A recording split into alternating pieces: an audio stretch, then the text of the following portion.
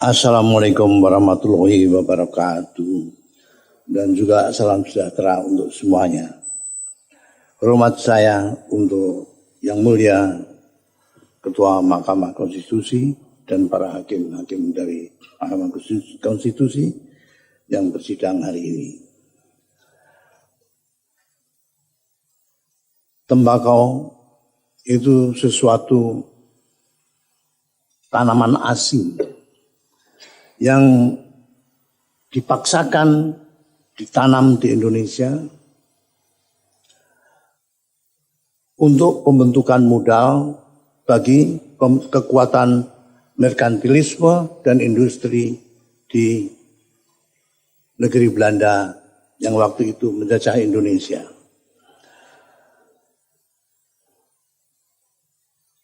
Sebagai penjajah, Nederlandse Indië akan menjadikan Indonesia sebagai perkebunan raya yang menghasilkan hasil agraria yang nanti akhirnya menjadi modal bagi pembentukan industri dan kekuatan merkantilisme di ibu negeri jajahan.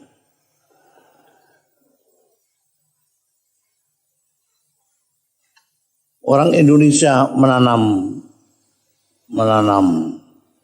tanaman-tanaman seperti kopi, lalu termasuk kemudian tembakau dan lain sebagainya, tanpa dia bisa mengekspornya sebagai tanaman yang sangat menguntungkan perdagangan luar negeri. Bayangkan saja para petani tembakau, getah, gula dan lain sebagainya tidak bisa mengekspornya. Harus di-store kepada penjajah dan mereka lah yang akan mengekspornya. Kita menanam tembakau dan kopi, tetapi yang menentukan harga dan penggunaan produk itu adalah Bremen dan Antwerpen, berlangsung sampai sekarang. Jadi sebetulnya tertekan sekali keadaan para penanam tembakau itu dari dahulu sampai sekarang. Tetapi kreativitas dari para leluhur dan pada penduduk Indonesia luar biasa. Tembakau dicampur dengan kelembak, tembakau dicampur dengan cengkeh menjadi rokok kelembak, menjadi rokok cengkeh, dan ini satu kreativitas yang luar biasa. Dari segi kebudayaan, harganya sangat tinggi kreativitas semacam ini.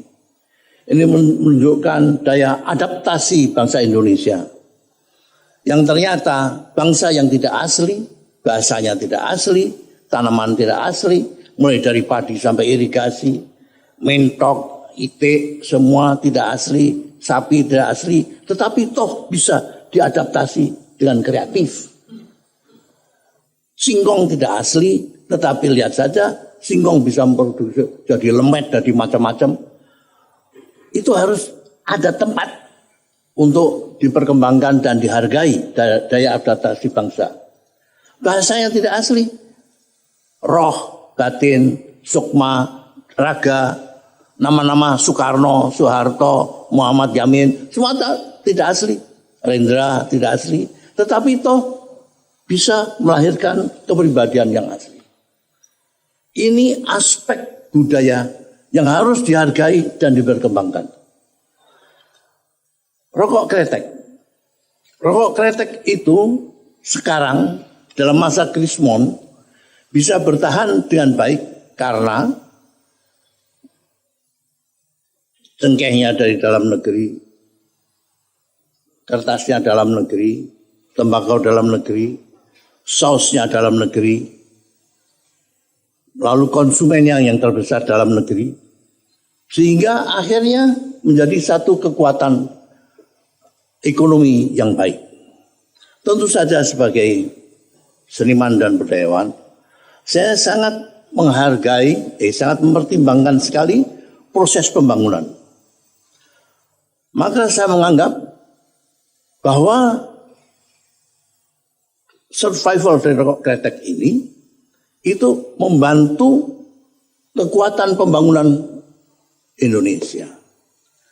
Bayangkanlah dari sejak zaman Hindia Belanda sampai sekarang kita hidup dalam tatanan pembangunan, tatanan pemerintahan, tatanan hukum yang berasal dari Hindia Belanda.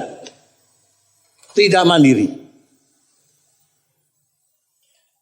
Bukannya tidak punya ahli hukum, ahli tata negara, atau ahli ekonomi, tetapi nyatanya masih terbelenggu dalam tatanan penjajahan.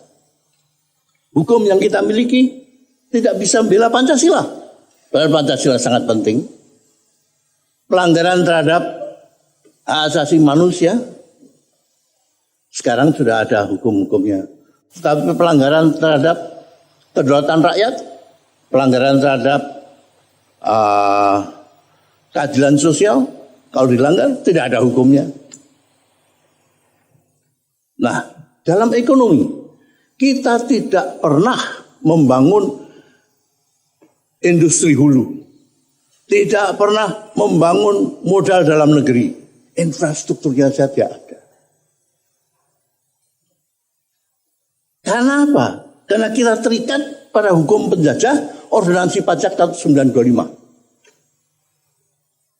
Industri dibangun dengan tidak membangun industri hulu, dengan tidak membangun modal dalam negeri, karena modal didatangkan dari ibu negeri, dari Belanda, alat produksi dari Hindia Belanda, bahan baku didatangkan dari Hindia Belanda, padahal bahan mentahnya dihisap dari Indonesia. Itu berlangsung sampai sekarang. Ordonansi Pajak 1925 cuma dirubah namanya menjadi Undang-Undang Penanaman Modal Asing. Lalu sekarang ada kesempatan, hal ini tentu saja akan dipelihara oleh kekuatan-kekuatan kekuatan kapitalisme liberal yang pada dasarnya inti penjajahan yang menguasai kita. Sekarang ada kesempatan bahwa ternyata kita memiliki industri rokok cengkeh yang tidak gampang terserang krismon karena kemandiriannya dalam bahan baku, di dalam proses berproduksi, di dalam konsumen. Ini harus kita dukung. Secara budaya harus kita dukung. Inilah kesempatan kita mandiri. Tentu saja ini tidak mengenakkan pengertian-pengertian hegemoni global dari dunia industri, dari dunia kapitalisme liberal. Barangkali juga kapitalisme kapitalisme komunis, kapitalisme partai juga lama-lama tidak akan mengizinkan. Dunia dikuasai oleh dua macam kapitalisme sekarang ini. Kapitalisme liberal dan kapitalisme komunis, kapitalisme partai yang tidak ramah pada alam, pada lingkungan, tidak ramah pada buruh, tidak ramah pada desa, tidak ramah pada agraria, dan berorientasi pada kekuatan pasar, dominasi pasar. Dalam perspektif pergulatan kekuasaan ekonomi global semacam ini, yang satu menganjurkan globalisasi, yang lain menganjurkan revolusi internasional. Globalisasi di mana saja, kapan saja, sepanjang sejarah umat manusia selalu bersifat imperialistik dan menekan asasi manusia, menekan keadilan sosial. Jadi sekarang, seandainya pemerintah itu bijaksana dan waspada, seandainya pemerintah memang mempunyai industrial tree, tidak hanya sekedar pembangunan yang tanpa arah, mereka bisa manfaatkan sekarang industri yang bisa berdiri di kaki sendiri ini. Ini dibesarkan, dilindungi, termasuk caranya beriklan segala macam, dilindungi.